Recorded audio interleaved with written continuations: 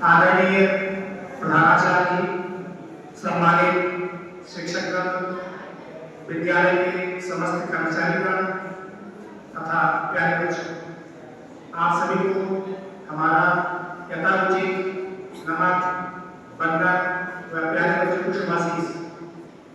आज हिंदी दिवस की इस प्रार्थना सभा में हम आपके बीच विद्यालय के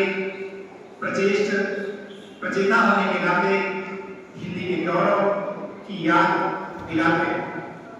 हिंदी का गौरव किस प्रकार, कैसे और कहां तक आगे बढ़ रहा है, थोड़ा सा जान लेना अति आवश्यक है। यहाँ उपस्थित हमारे बच्चे बहुत कुछ आपको बताए, लेकिन फिर भी अभी कुछ छूटा रहेगा। केवल परमात्मा पूर्ण है, जगत का पूर्ण है। इस बात को ध्यान में रखते हुए हम दो शब्द आपके सामने प्रकट करना चाहते हैं। सबसे पहले हिंदी आन, मान, बान, शान वह हमारी पहचान है। इसको हम मातृभाषा के रूप में जानते हैं। ध्यान दीजिएगा, हमारी भाषा नहीं है, ये भाषा किसकी है? मातृभाषा है, माँ की भाषा है। क्या अपने माता पिता को किसी से हम बेइज्जत देंगे? कोई भी हो, हमारे माता पिता को हमारे सामने कुछ बोल नहीं सकता। तो ये हमारी माँ की भाषा है। ये हमें जिम्मेदारी बनती है कि इसको हम सुरक्षित रखें, आगे बढ़ाएं। 14 सितंबर 1949 को एक कमेटी बुलाई गई थी।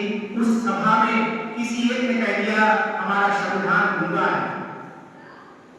हास परिहास उपहास में बहुत सारे शब्द बोले जाते हैं, तो किसी के द्वारा ये शब्द कहा गया हमारा संविधान गूंगा है। किसी ने कहा अभिप्राय क्या है, कहना क्या चाहते हो? तब बताया गया कि अभी इसमें किसी भाषा का औचित्य नहीं रखा गया है, अर्थात कौन सी भाषा यह राजभाषा के रूप में होगी, वो लिखी दिखाई गई। तब अनुच्छेद 345(1) के तहत हिंदी को राजभाषा का दर्जा स्वीकार कराया दिया गया। आज अंतर्राष्ट्रीय स्तर पर, पूरे विश्व स्तर पर 65 करोड़ लोगों के द्वारा हिंदी भाषा बोली जाती है। पूरे विश्व की तीसरी भाषा हमारी हिंदी भाषा है, जो दिन प्रतिदिन उत्थान की ओर आगे जा रही है। हम सभी इसमें कर्णधार हैं। उत्तर प्रदेश की मातृभाषा हिंदी है, और जब मातृभाषा हिंदी है तो निश्चित रूप से गौरव प्राप्त होना चाहिए। सभी भाषाएं आपस में भाई बहन हैं, सभी भाषाएं। कभी भी किसी को अपमान तिरस्कार नहीं करना चाहिए।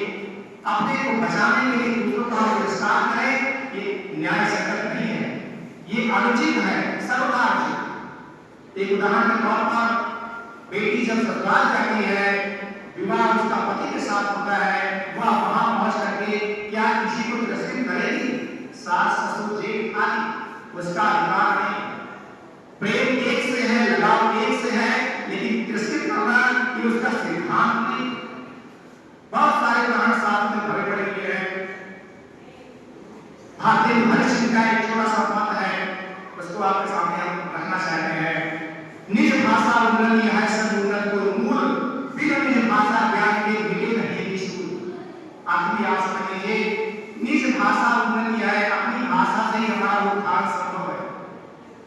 सब उन्नति को मूल, उन्नति सबसे मूल कार्य है।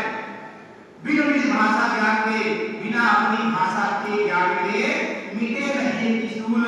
हमारे हृदय की बिना शक्ति शांत नहीं होती है। अर्थात हम अंग्रेजी में जानते हैं, लेकिन अगर हिंदी बोलने का मौका मिलता है, विशेष प्रसन्नता आ जाती है कि अब तो बहुत बढ़िया, हम छोटी छोटी बात को अच्छे रूप में रखेंगे, बताएंगे। इस प्रकार से भारत को वह गौरव प्राप्त है, प्राप्त हो रहा है। अभी हम बहुत आगे बढ़ रहे हैं। राजभाषा के रूप में उल्लेखित है हमारी हिंदी भाषा, इसको राष्ट्रभाषा तक हमें पहुंचाना है। लेकिन ध्यान ये रखना है, कभी किसी का अपमान नहीं करना है। अपमान शब्द का अर्थ होता है कभी भी तिरस्कृत, पीड़ा, कष्ट न पहुंचाया जाए। प्यारे बच्चों, समय कम है, बस एक मिनट में वाणी को विराम करेंगे। आखिरी शब्दों में आप सुन लीजिए। अभिमान और स्वाभिमान हो सकता है। अभिमान वह होता है जो किसी को पीड़ा पहुंचाता है, या हम दूसरों को दिखाने स्वाभिमान वो होता है जो संरक्षा सुरक्षा के लिए किया जाता है। तो संरक्षा सुरक्षा की दृष्टि से हिंदी भाषा को आगे बढ़ना श्रेयस्कर है। किसी को तिरस्कृत करना वो हमारा ध्येय नहीं है। इन्हीं शब्दों के साथ मैं वाणी को विराम देता हूँ। जय